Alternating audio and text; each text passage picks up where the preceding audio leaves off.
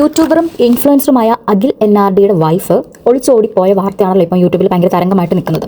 അപ്പം ആ യൂട്യൂബിൽ ഒളിച്ചോടുന്ന ഒരു വീഡിയോ ആണ് ഇപ്പം നിങ്ങളുടെ മുൻപിൽ കണ്ടുകൊണ്ടിരിക്കുന്നത്. ഒരു ബസ് ഡ്രൈവറുടെ കൂടെയാണ് പുള്ളിക്കാരത്തി ഒളിച്ചോടിപ്പോയത്. അപ്പം പുള്ളിക്കാരൻ്റെ ഫോട്ടോ ഞാൻ ഇവിടെ കൊടുത്തേക്കാം. ഒരു ഡ്രൈവറാണോ അത് ക്ലീനറാണോ എന്നറിയത്തില്ല, അങ്ങനെയുള്ളൊരു ഒരാളാണെന്ന് മാത്രമേ അറിയത്തുള്ളൂ. അപ്പം ഇവരോട് എനിക്ക് ചോദിക്കാനുള്ളത്, ഒരു കുറച്ചെങ്കിലും ബോധമോ അല്ലെങ്കിൽ ഒരു പക്വതയോ കാണിച്ചുകൂടെ? ഇത്രയും പ്രായവും ഒരു സോഷ്യൽ മീഡിയയിൽ ഇത്രയും നാൾ ഇത്രയും ഫെയിമിൽ അല്ലെങ്കിൽ ഇത്രയും ഇൻഫ്ലുവൻസ്ഡ് ആയിട്ട് നിൽക്കുന്ന ഒരു വ്യക്തി അല്ലെങ്കിൽ ഒരു വ്യക്തിയുടെ ഭാര്യ, അവരും വീഡിയോകൾ ചെയ്യുന്നതാണ്. അവർക്ക് ഇച്ചിരിയെങ്കിലും ബോധമുള്ള ഒരു പെൺകുട്ടി ആയിരുന്നെങ്കിൽ നാളെ ഈ സോഷ്യൽ മീഡിയയിൽ ഇത് വളരെ ഒരു വലിയ തരംഗമാകുമെന്നും വാർത്തയാകുമെന്നും പ്രശ്നങ്ങളാകുമെന്നും നാണക്കേടാകുമെന്നും അറിഞ്ഞു വെച്ചിട്ട് അത്രയും മുട്ടി നിൽക്കുമായിരുന്നു ഒളിച്ചോടാൻ വേണ്ടിയിട്ട്.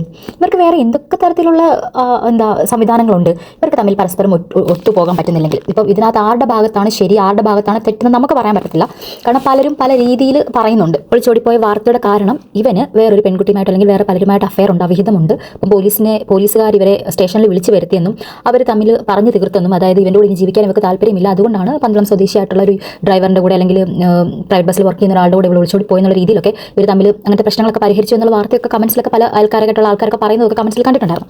എന്തുമായിക്കോട്ടെ, ഇപ്പം ഈ മേഘയുടെ ഭാഗത്ത് കംപ്ലീറ്റ് ശരിയുണ്ടോ?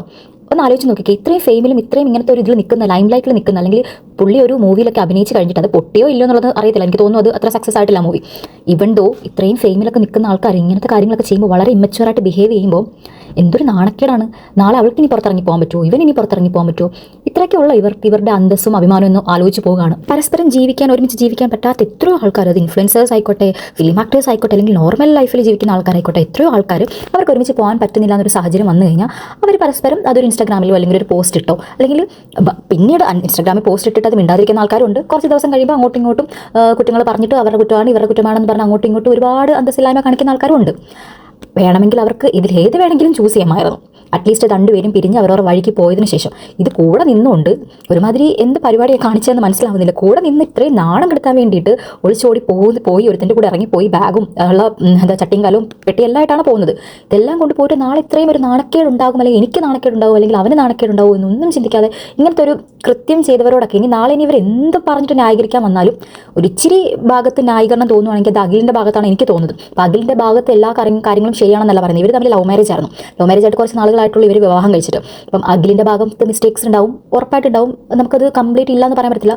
ഈ അവിഹിത ബന്ധങ്ങളോ അല്ലെങ്കിൽ ആരെങ്കിലുമായിട്ടുള്ള ബന്ധങ്ങളൊക്കെ സൂക്ഷിക്കുന്ന ഒരാൾ ആയിരിക്കാം അഖിൽ, അത് നമുക്കറിയത്തില്ല. പക്ഷേ എന്നിരുന്നാലും ഇവിടെ മേഘ കാണിച്ച അല്ലെങ്കിൽ തിരഞ്ഞെടുത്തൊരു വഴി വളരെ നാണം കെട്ടതാണ്, വളരെ മോശമായിട്ടുള്ളതാണ്.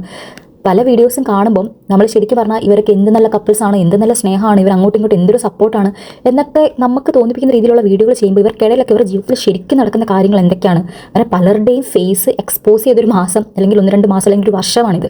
ഇത് ശരിക്കും ഒരു ഓർമ്മപ്പെടുത്തൽ കൂടിയാണ്. കാരണം ഈ യൂട്യൂബിലും ഇൻസ്റ്റാഗ്രാമിലും ഫേസ്ബുക്കിലും ഒക്കെ ആൾക്കാർ കപ്പിൾസ് ഇടുന്ന വീഡിയോസും അവർ തമ്മിൽ കാണിക്കുന്ന സ്നേഹങ്ങളും അങ്ങോട്ടും ഇങ്ങോട്ടും കൊടുക്കുന്ന ഗിഫ്റ്റുകളും ഒക്കെ കാണുമ്പോൾ അതിൽ ഇൻഫ്ലുവൻസ്ഡ് ആയിട്ട് ഒരുപാട് ആൾക്കാർ, നോർമൽ ജീവിതം നയിക്കുന്ന ഒരുപാട് ആൾക്കാർക്ക് അവർക്ക് തമ്മിൽ പരസ്പരം കമ്പാരിസൺ വരുന്നൊരു മൊമെൻ്റ് ഒക്കെ ഉണ്ടാവും അല്ലേ? അപ്പോൾ അങ്ങനത്തെ സാഹചര്യങ്ങൾ വരുമ്പോൾ ഒന്ന് ആലോചിച്ച് നോക്കുക.